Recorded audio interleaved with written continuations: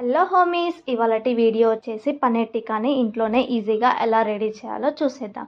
ముందుగా ఒక బౌల్ తీసుకొని 1 బౌల్ గట్టి పెరుగుని తీసుకోవాలి. అది బౌల్లో వేసేసుకొని అందులో 1 spoon of garam masala, 2 table spoons కారం, చిటికెడు పసుపు, తగినంత సాల్ట్, బేసన్, అల్లం వెల్లుల్లి పేస్ట్, కొద్దిగా ధనియా పౌడర్ ఇవన్నీ వేసేసి హాఫ్ స్పూన్ లెమన్ది జ్యూస్ వేసి ఈ మిశ్రమాన్ని అంతా కలిపేసుకోవాలి.